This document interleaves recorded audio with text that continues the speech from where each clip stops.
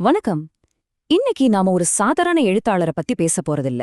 பல 100 வருஷங்களுக்கு முன்னாடி வாழ்ந்த தமிழ் மன்னர்களோட வரலாற்ற தன்னோட ஒற்றை பேனாவால அப்படியே நம்ம கண் முன்னாடி நிறுத்தின ஒரு மாபெரும் இலக்கிய ஜாம்பவான பத்தி தான் இந்த விளக்கப்பதிவுல நாம பார்க்க போறோம். தயாரா? வாங்க உள்ள போகலாம். சமீபத்துல மணிரத்னம் இயக்கத்துல வந்த பொன்னியின் செல்வன் திரைப்படங்களை நீங்க தியேட்டர்ல பார்த்திருப்பீங்க இல்லையா?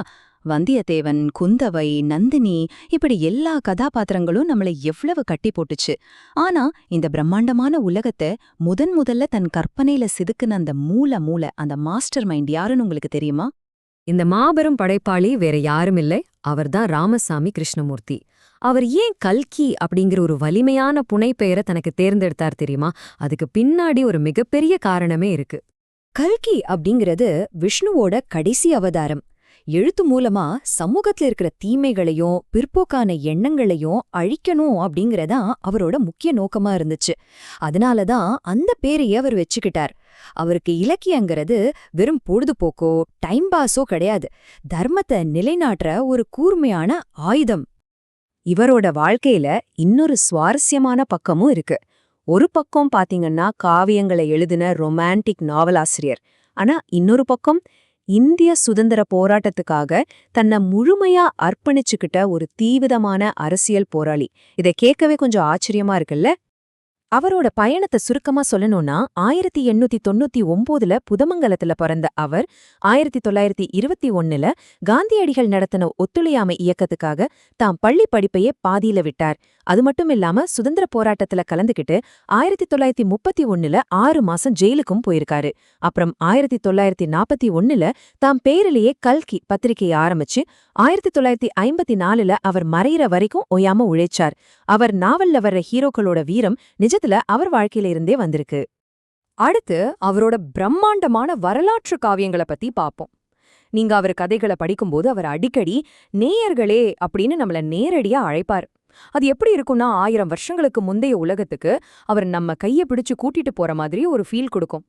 இதுக்கு பேருதான் புக் ஜுகேஷன். அதாவது அவர் கதைகளை படிக்கும்போது நம்ம சுத்தி இருக்கிற இந்த மாடர்ன் உலகம் அப்படியே மறைஞ்சு நம்ம சோழர்கள் காலத்திலேயோ இல்ல பல்லவர்கள் காலத்திலேயோ வாழ்ற மாதிரி ஒரு மாயை உருவாகும். அந்த அளவுக்கு அவரோட எழுத்து நடை ரொம்ப இயல்பாவும் இப்ப நடக்கிற ஒரு த்ரில்லர் படம் பாக்குற மாதிரியும் நம்ம கண் முன்னாடி விரியும். இந்த 5 அப்படிங்கிற நம்பர் ரொம்ப ரொம்ப முக்கியம். ஏன்னா இது அவரோட மாஸ்டர் பீஸான பொன்னியின் செல்வன் நாவலோட அந்த பிரம்மாண்டமான 5 பாகங்களை குறிக்குது. இது வெறும் புத்தகம் இல்லங்க, காதல், சதி, போர், அரசியல்னு எல்லாமே நிறைஞ்ச ஒரு மாபெரும் சமுத்திரம். அவரோட எழுத்து திறமைக்கு எந்த அளவுக்கு வீச்சு இருக்குங்கிறத இந்த 2 நாவல்களை வச்சு ஈஸியா புரிஞ்சுக்கலாம். ஒரு பக்கம் சோழ சாம்ராஜ்யத்தோட அரசியலையும் காதலையும் கொண்டாடுற பொன்னியின் செல்வன். இன்னொரு பக்கம் பாத்தீங்கன்னா பல்லவ பேரரசு, மாமல்லபுரத்தோட கலை, அப்புறம் போர், இத மையமா வச்சு மனசு அப்படியே உலுக்குற ஒரு சோக காவியமான சிவகாமியின் சவடம். வெற்றி கொண்டாட்டம், வீழ்ச்சியின் சோகம்னு 2 துருவங்களையும் அவர் ஒரு மேஜிக் பண்ணிருப்பார். சரி, ராஜாக்கள், ராணிகள், வாழ்வீச்சு இதெல்லாம் தாண்டி சமூக மாற்றத்துக்காக அவர் என்ன செஞ்சார்? மன்னர்களை தாண்டி சாதாரண மனிதர்களோட வாழ்க்கையும் அவர் ரொம்பவே தத்ரூபமா பதிவு செஞ்சிருக்காரு. அந்த வகையில ரொம்ப முக்கியமான ஒரு படைப்பு தான் அலை ஓசை. சுதந்திர போராட்ட காலத்துல சாதாரண மக்கள் சந்தித்த கஷ்டங்களையும் தியாகங்களையும் இதுல சொல்லியிருப்பார். கல்கிக்கு தனிப்பட்ட முறையில ரொம்ப பிடிச்ச நாவல் இதுதான். 1940கள்ல இந்தியா எப்படி இருந்துச்சுங்கிறத அப்படியே கண்முன்னாடி கொண்டு வந்த இந்த நாவலுக்கு அவர் மறைந்த பிறகு 1956 சாகித்ய அகாதமி விருது கொடுத்தாங்க. இப்போ பாப் கலாச்சாரத்துல இருக்கிற ஒரு சின்ன சுவாரஸ்யமான குழப்பத்தை தீர்த்திடலாம். 1937 கல்கி எழுதின அவரோட முதல் நாவல் கல்வனின் காதலி. இது முத்தையன் மற்றும் கல்யாணியோட சோகமான ஒரு கொள்ளைக்காரன் காதல் கதை.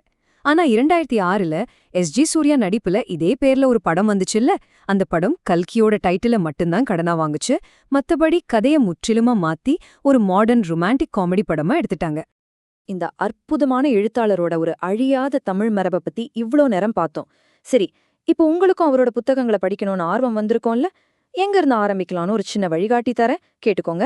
மொதப்படியா பார்த்திபன் கனவு நாவல்ல இருந்து ஆரம்பிங்க. இது கொஞ்சம் சின்ன நாவல் தான், அதனால கல்கியோட எழுத்து நடைக்கு உங்களை பழக்கப்படுத்திக்க இது ரொம்ப ஈஸியா இருக்கும்.